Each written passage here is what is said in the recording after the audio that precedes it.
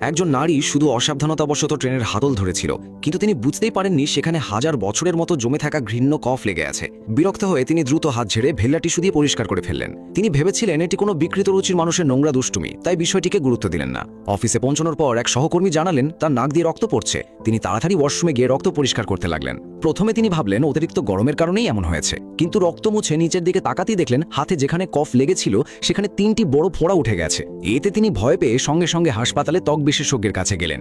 পরীক্ষার শেষে ডাক্তার জানতে চাইলেন তিনি সম্প্রতি কোনো নোংরা জিনিসের সংস্পর্শে এসেছিলেন কিনা। তখনই তার মনে পড়ে সকালের সেই আঠালো কফের কথা। সব শুনে ডাক্তার ধারণা করলেন এটি ব্যাকটেরিয়ার সংক্রমণ হতে পারে এবং কিছু মলম লিখে দিলেন।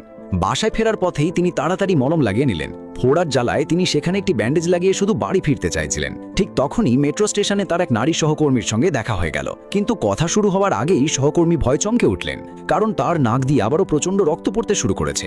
তিনি আতঙ্কে দৌড়ে ওয়াশরুমে ঢুকে শরীরে রক্ত ধুতে লাগলেন। হঠাৎ তিনি দেখলেন তার হাতের তালু অসংখ্য ছোট ছোট গর্তে ভরে গেছে। ভয়ঙ্কর দৃশ্যটি দেখে তিনি পুরোপুরি হতবাক হয়ে গেলেন। কিন্তু পরের মুহূর্তেই দেখা গেল সবকিছু আসলে একটি দুঃস্বপ্ন ছিল। তিনি তখনও অফিসেই বসেছিলেন এবং ভয় নিজের হাতের দিকে তাকালেন। অদ্ভুতভাবে তার হাতে সত্যি একটি ব্যান্ডেজ লাগানো ছিল। সত্যিটা জানার জন্য তিনি ব্যান্ডেজ খুলতে চাইলেন। ঠিক তখনই এক সহকর্মী তাকে ডেকে নিয়ে গেলেন। অফিসে আরেক সহকর্মীর 1 মিলিয়ন অনুসারী হওয়ার আনন্দ উদযাপন চলছিল। নিজের প্রতিদ্বন্দ্বী ভৌতিক কন্টেন্ট নির্মাতাকে এত দ্রুত জনপ্রিয় হতে দেখে তিনি হিংসায় বাথরুমে গিয়ে বমি করতে লাগলেন। বাড়ি ফেরার পথে তার মন খুব খারাপ ছিল। হঠাৎ তিনি অনুভব করলেন তার নাকে আবার সমস্যা হচ্ছে। হাত দিয়ে ছুঁতেই আবার রক্ত বের হতে শুরু করলো। একই সঙ্গে তার হাতের তালুতেও অসংখ্য ছোট ছোট গর্ত দেখা দিল।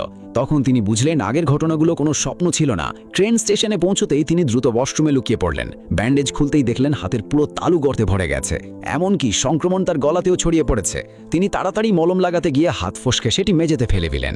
মুহূর্তের মধ্যেই বাইরে থেকে একটি হাত এসে মলমটি তুলে নিয়ে গেল। ভয়ে তিনি বাইরে বেরোবার সাহস পেলেন না। ঠিক তখনই তার হাতে গাছের শিকড়ের মতো কিছু গজাতে শুরু করলো। অল্প সময়ের মধ্যেই একই জিনিস তার মুখেও ছড়িয়ে পড়ল। চোখের পলকে তিনি গাছের মতো এক মৃতদেহে পরিণত হয়ে টয়লেটে নিথর বসে রইলেন। এদিকে আরেক তরুণী মেট্রোতে বসে হঠাৎ দেখল ব্যান্ডেজে মোড়ানো মাথার এক নারী তার দিকে স্থির দৃষ্টিতে তাকিয়ে আছে। ভয়ে সে দ্রুত ট্রেন থেকে নেমে অন্য ট্রেন ধরার সিদ্ধান্ত নিল। কিন্তু প্ল্যাটফর্মে অপেক্ষা চড়ার সময় সেই রহস্যময় নারীও তার পিছু নিল। পরের মুহূর্তে সে একেবারে মুখের সামনে এসে অদ্ভুতভাবে তাকিয়ে রইল। ভদ্রতার খাতিরে তরুণী শুরু একটি ধন্যবাদ বলল, কিন্তু ব্যান্ডেজ বাঁধা নারীটি রেকর্ডারের মতো একই কথা বারবার বলতে লাগলো। তার হাতে প্রস্রাবে ভরা একটি বোতল দেখে তরুণী বুঝে গেল সে হয়তো মানসিক ভারসাম্যহীন। তাই সে দ্রুত সেখান থেকে সরে যাওয়ার চেষ্টা করল। কিন্তু সেই নারী যেন তাকে ছাড়তেই চাইছিল না। সে হঠাৎ করেই তার সঙ্গে এক অদ্ভুত খেলা শুরু করে দিল। তরুণী আশপাশের মানুষের কাছে সাহায্য চাইতে গেল, কিন্তু অবাক হয়ে দেখল কেউই সে ব্যান্ডেজ বাঁধা নারীকে দেখতে পাচ্ছে না। তখন তার মনে ভয়ঙ্কর একটি সন্দেহ জন্ম নিল, যদি অন্য কেউ তাকে দেখতে না পায় তাহলে সে হয়তো মানুষই নয়। সত্যিটা জানার জন্য সে মোবাইলের ক্যামেরা চালু করলো, কিন্তু ক্যামেরার পর্দায় ব্যান্ডেজ বাঁধা নারীর কোনো অস্তিত্বই দেখা গেল না।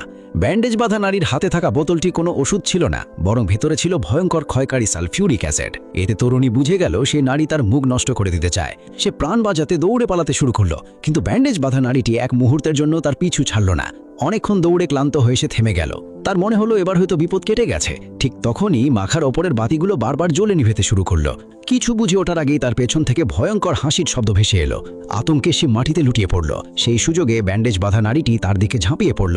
সে দৌড়ে একটি টয়লেটের ভিতরে লুকিয়ে পড়ল। ভয় আর আতঙ্কে সে সঙ্গে সঙ্গে পুলিশে ফোন করলো, কিন্তু ফোনের ওপাশে নারী পুলিশও তার নাকের প্রশংসা করতে শুরু করলো। এতে সে বুঝতে পারল সবকিছু স্বাভাবিক নয়। সে পালানোর চেষ্টা করলেও তখন অনেক দেরি হয়ে গেছে। মুহূর্তের মধ্যেই অ্যাসিডের বোতলটি তার মাথার ওপরে উঠে এলো। শেষ পর্যন্ত সে নিজের মুখ বাঁচাতে পারল না। এদিকে এক ব্যক্তি দেখল সামনের একজন যুবক একটি পানীয়র বোতল খুলেছে। পরের মুহূর্তেই যুবকের একটি পা হঠাৎ অদৃশ্য হয়ে গেল। তারপর একে একে শরীরের অন্য অঙ্গগুলো হারিয়ে যেতে লাগলো। মাত্র কয়েক মিনিটের মধ্যেই যুবক পুরোপুরি অদৃশ্য হয়ে গেল। মাটিতে পড়ে রইল শুধু তার পোশাক আর জিনিসপত্র। অদৃশ্য হওয়া যুবককে রহস্যময়ভাবে একটি ভেন্ডিং মেশিনের ভেতরে আটকে রাখা হলো। সব দেখে বৃদ্ধ লোকটি বুঝে গেল এই অদ্ভুত পানীয়গুলোর অলৌকিক ক্ষমতা রয়েছে। তারপর সেই পানীয় ব্যবহার করে মেট্রো স্টেশনে নিজের আধিপত্য তৈরি করলো। যাকে অপছন্দ হতো তাকেই সেই পানীয় দিয়ে অদৃশ্য করে দিত। তারপর ভুক্তভোগীর সব মূল্যবান জিনিস লুট করে নিত। এভাবেই অল্প সময় সে প্রচুর অর্থের মালিক হয়ে গেল। কিন্তু কয়েকদিন আগেও সে ছিল মেট্রো স্টেশনে গৃহহীন এক ভবক ঘুরে। খাবারের অভাবে তার দিন কাটত চরম কষ্টে। একদিন সে হঠাৎ স্টেশনে একটি নতুন পানীয় বিক্রির মেশিন দেখতে পেল। কৌতূহল নিয়ে কাছে গিয়ে দেখল পানীয় কিনতে একটি লাল রঙের কয়েন দরকার। সৌভাগ্যবশত মাটিতে একটি লাল কয়েন পড়েছিল। সে সেটি মেশিনে ঢুকিয়ে দিল। এরপর কোনো নাম বা চিহ্ন ছাড়া একটি পানীয় বেরিয়ে এলো। সে ভেবেছিল ভেতরে সুস্বাদু পানীয় থাকবে, কিন্তু বোতল খুলে দেখলো সেটি পুরোপুরি খালি। রাগে সে বোতলটি মাটিতে ছুঁড়ে ফেলে দিল। ঠিক তখনই সে অবাক হয়ে দেখল সামনের স্যুট পরা লোকটি হঠাৎ অদৃশ্য হয়ে গেছে। মাটিতে পড়ে আছে শুধু তার পোশাক আর দুটি রহস্যময় কয়েন। চারপাশে কেউ না থাকায় সে দ্রুত সব জিনিস কুড়িয়ে টয়লেটে নিয়ে গেল। তল্লাশি করে সে একটি বড় অঙ্কের টাকা পেয়ে গেল। সে সব টাকা নিজের কাছে রেখে দিল এবং সেই লোকটির স্যুটও পরে নিল। তারপর সেই টাকা দিয়ে পেট ভরে খাওয়া শুরু করলো। পানীয়র রহস্যময় শক্তি বুঝে যাওয়ার পর সে নিয়মিত কয়েন ফেলে নতুন পানীয় সংগ্রহ করতে লাগলো।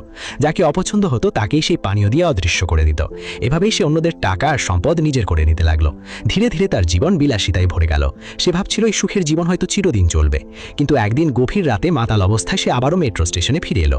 লোকটি টয়লেট থেকে বের হয়ে দেখলো সামনেই একজন মানুষ পানীয়র মেশিনে কয়েন ফেলছে। ভালো করে তাকাতেই সে আতঙ্কে জমে যায়, কারণ সামনের মানুষটি আর কেউ নয় বরং সে নিজেই। তখনই সে বুঝতে পারল সে আসলে এক ভয়ঙ্কর সময় চক্রের মধ্যে আটকা পড়েছে। কিছু বুঝে ওঠার আগেই তার আরেক সংস্করণ পানীয়র বোতল খুলে ফেলল। মুহূর্তের মধ্যেই সেও সেই রহস্যময় পানীয় শক্তিতে ভেন্ডিং মেশিনের ভেতর বন্দী হয়ে গেল। এরপর সে পৃথিবী থেকে সম্পূর্ণ অদৃশ্য হয়ে গেল। একের পর এক এমন ভয়ঙ্কর ঘটনা দ্রুত মানুষের নজর কাড়তে শুরু করলো। এসব ঘটনার খোঁজ পেয়ে শাওয়ান নামের এক ভৌতিক কন্টেন্ট নির্মাতা তদন্তে নামলো। সেসব রহস্যময় ঘটনার ভিডিও সামাজিক মাধ্যমে প্রকাশ করলো। অবিশ্বাস্যভাবে অল্প সময়ের মধ্যেই তার অনুসারীর সংখ্যা 10 লাখ ছাড়িয়ে গেল।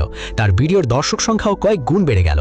আরও নতুন ভৌতিক ঘটনার সন্ধানে সে দ্রুত গুয়াংমিং মেট্রো স্টেশনে পৌঁছে গেল, কারণ এই স্টেশনেই সবচেয়ে বেশি রহস্যময় ঘটনা ঘটছিল। সে স্টেশনের ম্যানেজারের সঙ্গে দেখা করে সাহায্য চাইল। তার ধারণা ছিল এত বছর কাজ করার কারণে ম্যানেজার নিশ্চয়ই অনেক গোপন ঘটনা জানেন, কিন্তু ম্যানেজার সরাসরি কিছু বলতে রাজি হলেন না।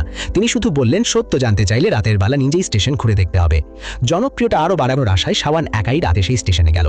তখন গভীর রাত হওয়ায় পুরো স্টেশন একেবারে ফাঁকা। ঠিক সেই সময় হঠাৎ অদ্ভুত ঘটনা ঘটতে শুরু করলো। মাথার উপরে থাকা বাতিগুলো আচমকা জ্বলে উঠল। তারপর সে দেখল একটি ব্যাগ কাঁধে ঝুলানো লোক দাঁড়িয়ে আছে, কিন্তু কিছুক্ষণ আগেও সেখানে কোনো মানুষ ছিল না। এতে তার শরীর কাঁপতে শুরু করলো। ট্রেন স্টেশনে ঢুকতেই সে দ্রুত ভিতরে উঠে পড়ল। ট্রেন চলতে শুরু করলে দূরে সরে যাওয়া লোকটিকে দেখে সে কিছুটা স্বস্তি পেল, কিন্তু পরের মুহূর্তেই লোকটি যেন জাদুর মতো তার সামনের বগিতে হাজির হয়ে গেল। সে এক দৃষ্টিতে শাওনের দিকে তাকিয়ে রইল।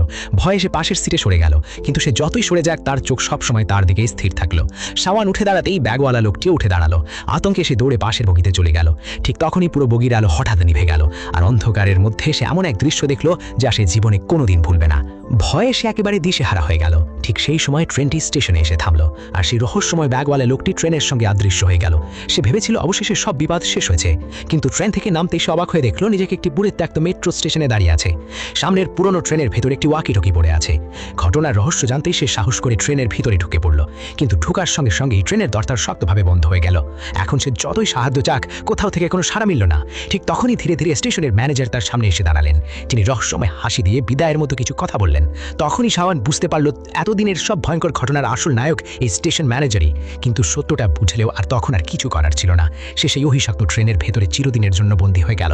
ধীরে ধীরে ট্রেনটি তাকে অন্ধকার অতল গভীরের দিকে টেনে নিয়ে গেল। এরপর স্টেশন ম্যানেজার নিজের রূপ বদলে শাওনের চেহারা ধারণ করল।